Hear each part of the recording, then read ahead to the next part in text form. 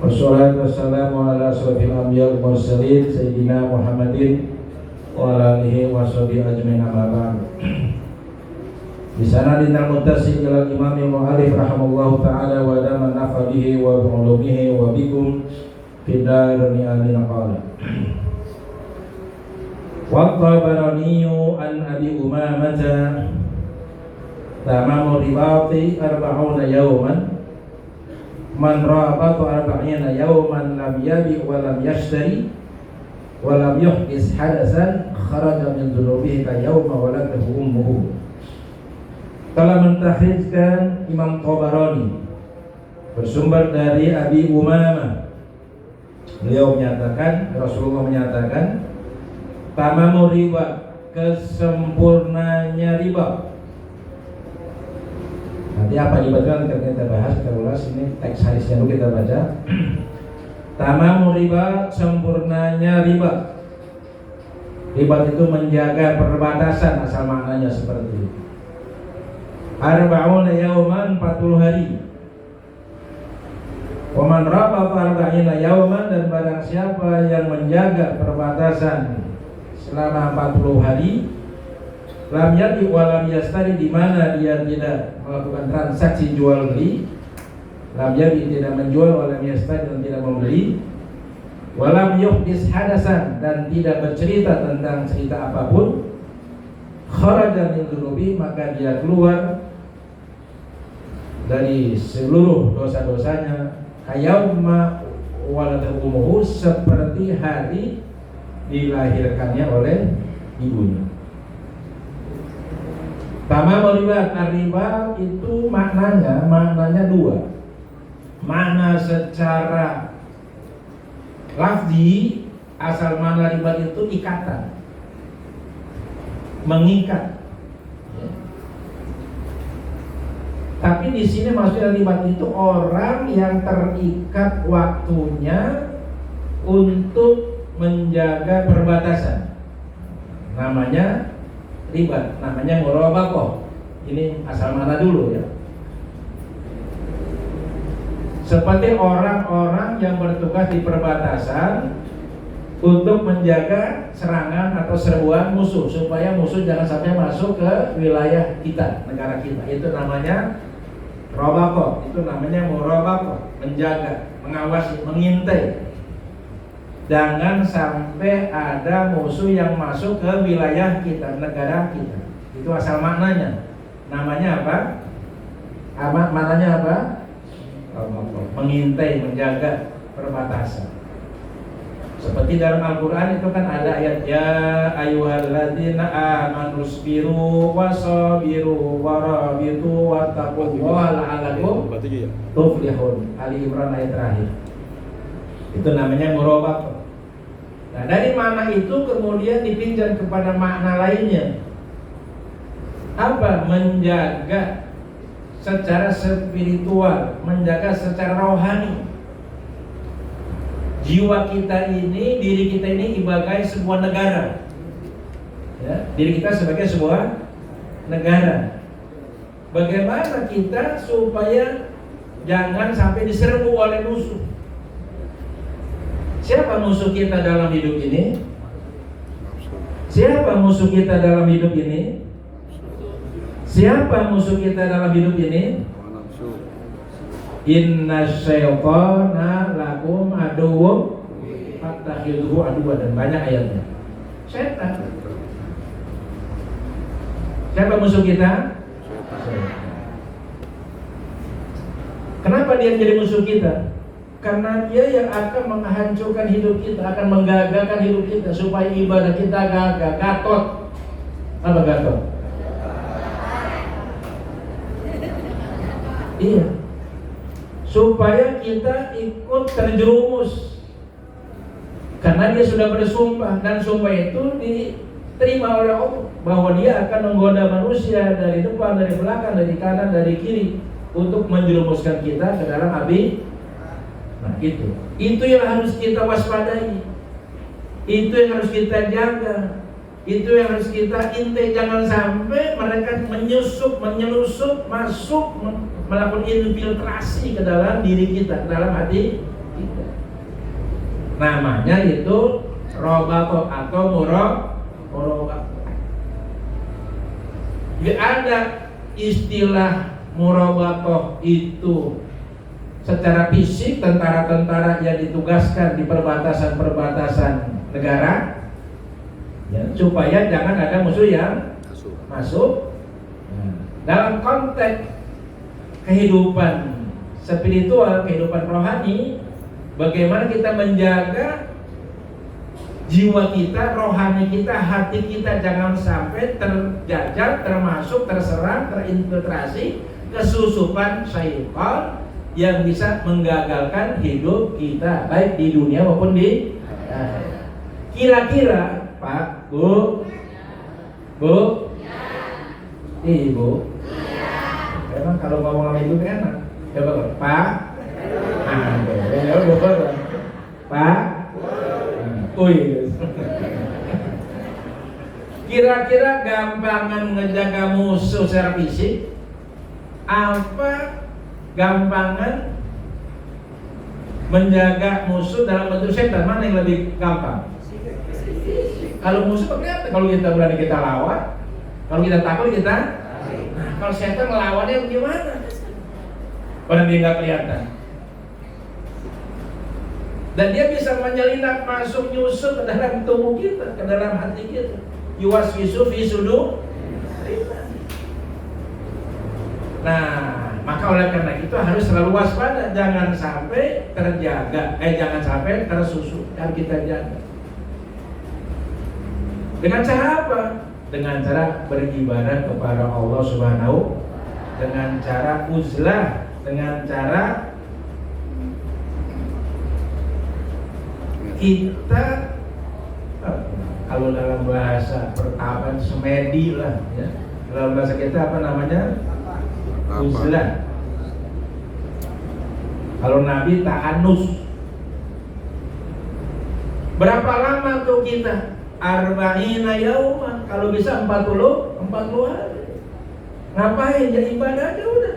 Zikir, sholat, baca Quran. Ini kan kaitan dengan intikaf. Ada lagi namanya muraqabah. Kalau bisa 40, tinggalin kerjaan, tinggalin istri, anak. Berapa hari? 40 hari. Sanggup? Boro-boro ngaji aja, udah kelasan kahak. Belum diajak perang. Dulu umat Islam dulu tuh perang angkat senjata, ninggalin anak, ninggalin istri, ninggalin rumah, ninggalin harta, mereka diajak ngaji. Ya. Diajak apa? Duduk, nggak perlu angkat senjata dulu. Sabarlah, 10 menit lagi dah. Insya. Kita kembali kepada tadi. Jadi agar jiwa kita tidak tersusupi oleh musuh-musuh yang akan menghancurkan hidup kita, yang akan merampas kekayaan negara kita, yang akan merampas kebaikan-kebaikan jiwa kita, dirampas oleh musuh-musuh kita, oleh setan, maka kita harus muraqabah. Harus apa? Menjaga diri rohani kita. Perkuat. Berapa hari? Arba'ina yauman. 40. Nabi Musa 40 hari. Rasulullah berapa? Bertahun-tahun. Kalau bisa. Nah, kalau belum bisa ya minimal 3 hari lah. Belum bisa 7 hari. Kebalik ya. Kalau bisa 40, belum bisa 40 hari 30, nggak bisa 30 hari 20, nggak bisa 20 hari 10, nggak bisa 10 hari 7, nggak bisa 7 hari 3, nggak bisa 3 hari nggak bisa sehari setengah hari, sejam dah. Minimal dari habis subuh sampai suruk lah, sampai terbit mata. Minimal dari maghrib sampai nah segitu aja udah tuh ya. Insya. Tapi tiap hari rutin ya. Fokus kita beribadah kepada Allah. Lam yabi wa lam yashtari. Tinggalin bisnis terus. tinggalin kegiatan usaha bisnis sementara. Dari maghrib sampai isya, dari subuh sampai terbit mata, segitu aja dulu dah latihannya. Kira-kira sanggup apa enggak? Bisa apa enggak? Mau apa enggak? Nah itu dia tuh, kalau udah mau apa enggak? Ada waktunya enggak? Ada, bisa kalau kita bisa atur gitu. Waktu buat tidur ada, waktu buat makan ada, waktu buat ngobrol ada, waktu buat nonton TV ada, waktu buat megang HP, waktu buat Allah. Nah harusnya ada. Harusnya apa? Berapa jam yang kita habiskan untuk dunia? Berapa jam yang kita habiskan untuk keluarga? Berapa jam yang kita habiskan untuk kesenangan pribadi? Berapa menit yang kita korbankan untuk waktu kita kepada Allah Subhanahu? Kita curhat sama Allah. Kalau bisa 40 hari, kalau bisa. Kalau nggak latihan dulu dah 20 hari, 10 hari, 7 hari, 3 hari, sehari, belum kuat setengah hari, belum kuat seperempat hari, nggak kuat juga seperempat hari, sejam, nggak kuat sejam, setengah jam, nggak kuat juga 15 menit, masih belum kuat juga 5 menit, nggak kuat juga. Oh darah juga.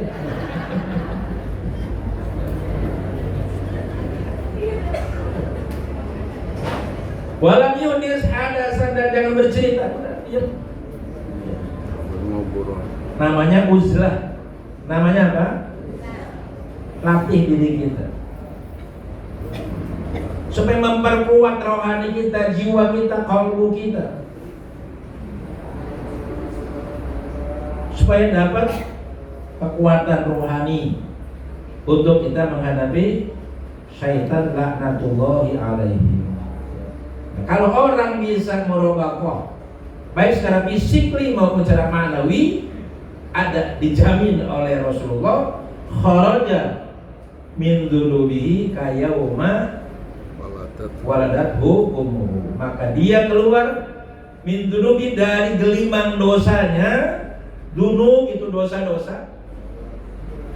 Kenapa bukan min dzabi, tapi min dzunubi, dari segala sekehe dosa-dosanya. Berarti dosa kita banyak apa sedikit? Dunub kalau tambun satu dosa, kalau dunub dosa. Dosa sama mertua, dosa sama laki, terutama dosa kita kepada Allah Subhanahu wa ta'ala. Kayauma, seperti hari waladhu, di mana dia dilahirkan oleh ibunya. Kita tanya ibu-ibu, waktu bayi di dalam kandungan, ya, itu kan dia berada di dalam perut. Nah, di dalam perutnya itu, di dalam rahim, di dalam rahim itu ada plasenta, cairan. Kita nyebutnya hari-hari ya. Bu, apa? Hari-hari apa? Hari-hari apa hari-hari? Di situ. Dulu kita pernah ada di situ. Siapapun kita pernah ada di dalam perut ibu kita masih. Berapa lama tuh? Bu, rata-rata 9. Lagi kondangan, dibawa masak, dibawa tidur, dibawa ke WC, dibawa, Masya Allah. Apalagi kalau udah bulannya, Masya Allah, ya. Miring kanan berat, miring kiri berat, ya. Tengkurap apa lagi, ya kan? Masya Allah, luar biasa. Bapak-bapak, kita gak ngalamin, ya kan? Seperti bayi keluar dari, dilahirkan. Bayi itu keluar kan berarti dia keluar dari lingkaran dalam rahim keluar. Ada yang mengartikan begini, seperti bayi yang baru lahir. Berarti ada dosa apa enggak? Nah, alias dosanya bersih. Lagi mengartikan, saya ingat guru saya, yang Ustaz Saifuddin, ponakannya Pak Kinul Ali. Nah dulu dia pernah jadi pimpinan pondok pesantren Al-Barkah, saya ada di sana. Kalau dia mengartikan begini, ibarat bayi itu yang tadinya di dalam perut ibu, di dalam cairan plasenta, ruang geraknya sangat terbatas, ya kan? Keluar. Jadi dia apa? Bebas menghirup udara segar, melihat dunia yang sangat luas. Nah, orang yang bisa muraqabah selama 40 hari, di mana selama 40 hari itu tidak berkegiatan bisnis, usaha, sementara ditinggalkan, dan juga tidak bercerita-cerita yang lain, dia fokus beribadah kepada Subhanahu wa Ta'ala. Entah dia berzikir, entah dia baca Quran, entah dia terus sholat, entah dia baca salawat, baca istighfar, pokoknya selama 40 hari itu di kamar dia. Ya, makanya kalau bisa kita punya kamar khusus, ruangan khusus. Kalau nggak bisa 40 hari ya tadi tuh, ya seharian dah, atau setengah hari minimal, maghrib sampai isya, subuh sampai kunci kalau perlu. Jangan ada yang ganggu, anak isi jangan boleh ganggu. Kita fokus, ya baca Quran, kayak istighfar, kayak tasbih. Maka jaminannya kita akan seperti kondisi bayi yang baru dilahirkan, alias tidak dan belum punya apa? Dosa, alias kita luas, bebas bergerak, menghirup udara yang segar, bisa melihat dunia yang begini luas. Ada satu kondisi yang lapang. Artinya orang kalau terbelenggu dalam lingkaran dosanya, dalam dunia dosanya, dia sumpek, hidupnya sumpek. Apa sumpek itu? Bantuin saya. Sumpek itu apa? Bosan. Kesana mentok, kesini mentok, ke kanan mentok gitu. Usaha kesana macet, kesini macet gitu. Sumpah namanya, sangat terbatas, ruang geraknya sangat terbatas. Bayi kan utak-utak dalam perut doang kan, paling nonjol-nonjol kakinya, ya kan? Ya, udah bisa nendang-nendang ya, gitu. Segitu doang udah. Nah, orang kalau dia bergelimang, dosanya begitu banyak, itu seolah-olah dia nggak bisa kemana-mana, sumpah. Ibarat bayi masih di dalam apa? Perut. Usahanya sumpek, nah gitu dah. Kehidupannya sumpek. Itu aja udah, hidupnya segitu. Dari sini ke situ balik lagi, dari sini itu balik lagi, segitu doang udah. Utak-utak di situ aja. Di lingkaran dosanya itu nggak bisa keluar dari ruangnya. Nah, tapi kalau kita muraqabah, maka jiwa kita terlepas. Kita bisa melihat dunia ternyata begitu luas, anugerah Allah begitu banyak, nikmat Allah begitu besar, sehingga timbul rasa syukur kita kepada Allah Subhanahu wa Ta'ala. Bu, Pak, kan sebenarnya yang bikin hati kita tenang nyaman itu kan pikiran. Kalau pikiran kita disumpek, rumah udah kayak nggak betah kita. Padahal rumahnya nggak berubah, rumahnya itu juga, kamarnya itu juga, istrinya itu juga, nggak berubah.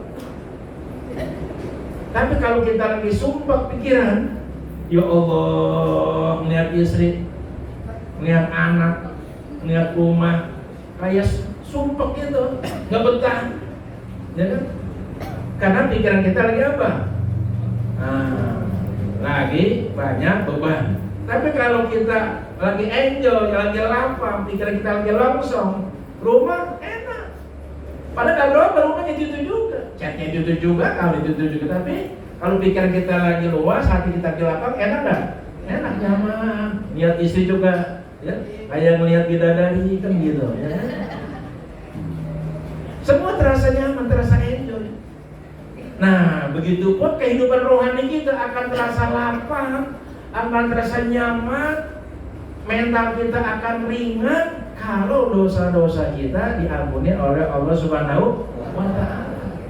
Yang bikin jiwa kita tertekan, sumpek dan tidak punya gerak leluasa itu karena lingkaran gelimang dosa-dosa kita kepada Allah Subhanahu wa Ta'ala. Makanya kita harus bersihkan diri kita dari dosa-dosa itu. Dengan cara apa? Uzlah, menyendiri, latihan menyendiri. Berapa lama? Kalau bisa 40 hari. Ini secara maknawi. Nah kemudian terakhir, mana riba itu dipinjam, dipakai sebuah makna untuk satu lembaga atau asrama atau pesantren. Maka kalau ditarik namanya riba. Riba itu asrama, riba itu pesantren. Di mana pesantren itu orang terikat di situ. Untuk apa? Mempelajari agama, untuk mempelajari ilmu-ilmu, dilatih ibadah dan sebagainya, sehingga lahir dari situ orang-orang yang berakhlakul karimah. Karena pesantren bukan hanya mengajarkan kecerdasan akal, kecerdasan otak.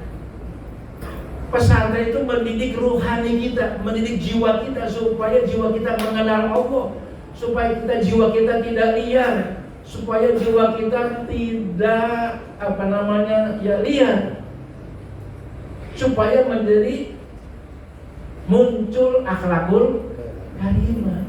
Jadi orang salah pandang kalau di pesantren itu anak-anak santri kadang-kadang kan ya dikasih kerjaan, ya kan, kadang-kadang dikasih hukuman kan gitu kalau dia melanggar.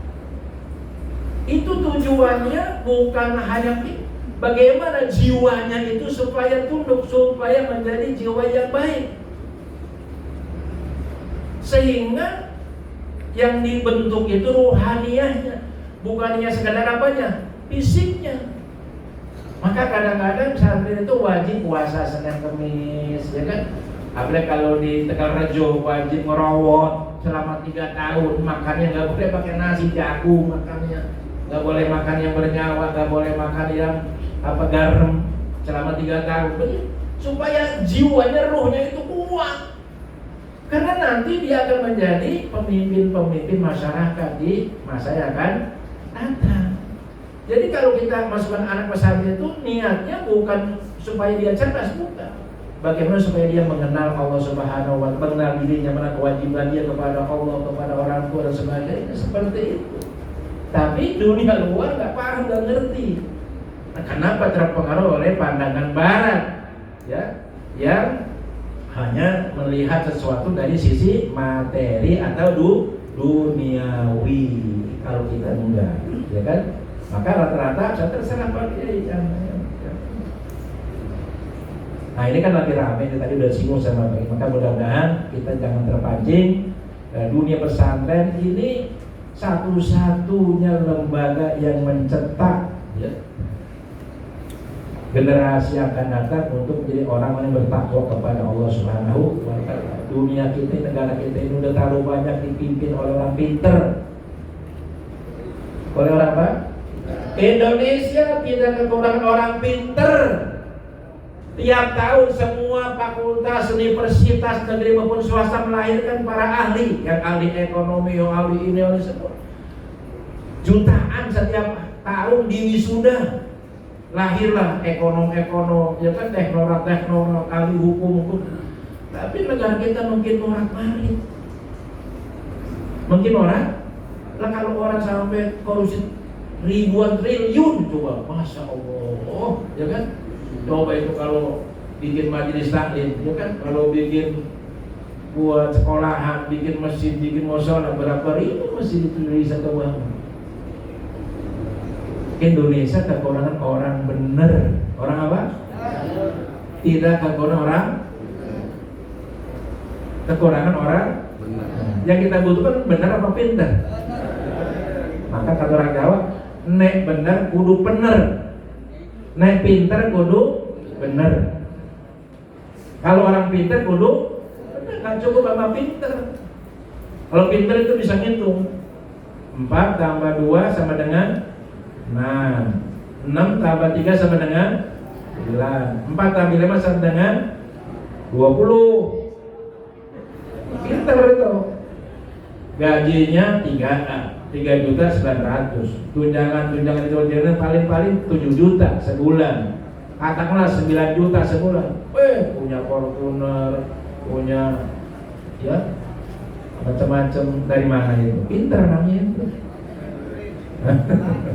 Ya, siapa tahu dari warisan, kita nggak tahu. Baik, sekian saja ya, karena waktu sudah lewat ya. Maka mudah-mudahan sekali lagi saya ulangi, kita harus punya waktu untuk kita menjaga diri, menjaga rohani kita, ketika batin kita menjadi rohani kita dengan cara uzlah, dengan cara khusus. Ya, kita menyendiri, menyepi, ya, nggak harus ke masjid dah, di rumah bisa, di masjid bisa. Jangan pulang habis maghrib sampai isya, dari subuh sampai segitu dulu dah latihannya. Insya Allah baca tahlilan 1000 kek, ya kan? Salawat 1000 kek, ya. Apalagi istighfar 1000 kek, baca Quran 10 juz kek, ya. Sebagai latihan. Syukur-syukur bisa 40 hari. Nanti kalau kita udah kuat mampu 40 hari, baru kita bisa merasakan kenyamanan, kelapangan hidup kita. Insya Allah. Ya. Nggak perlu tapak dah ya, yang penting kita berobat selama 40 hari. Kalau tentara-tentara meninggalin anak keluarga di perbatasan ya kan, sampai berbulan-bulan, kita 40 hari aja dah ya kan. Maka mudah-mudahan nih As-Salmaniyah menjadi juga salah satu perbatasan kita menjaga akidah kita. Insya setiap malam Sabtu, setiap malam Rabu diperkuat akidah kita, dibentengi akidah kita, dibentengi iman kita, dibentengi akhlak kita, dibentengi pengetahuan kita, supaya tidak keluar dari batasan Ahlus Sunnah wal Jamaah. Sebenarnya kalau saya mau cerita nanti kapan-kapan, ini ada pertarungan besar di Indonesia ini antara kelompok Ahlus Sunnah wal Jamaah dengan kelompok yang lainnya. Jadi pesantren adalah satu-satunya benteng Ahlus Sunnah wal Jamaah. Majlis-majlis taklim adalah benteng-benteng Ahlus Sunnah wal Jamaah, itu yang akan diserang atau diserbu. Makanya sekarang tidak heran gara-gara pesantren Al-Khaus ini Lirboyo, pesantren terbesar, salah satu terbesar di Indonesia, diserang, ya, didiskreditkan, dilecehkan, dihinakan, ya, dimarginalkan, ya, supaya orang tidak suka, tidak senang, supaya orang jangan sampai memasukkan Anda ke pesantren. Nah, ini targetnya begitu. Jadi ada pertempuran besar. Ya, maka mudah-mudahan kita berharap As-Salmaniyah menjadi salah satu benteng untuk mempertahankan akidah Ahlus Sunnah wal Jamaah. Insya Al-Fatihah.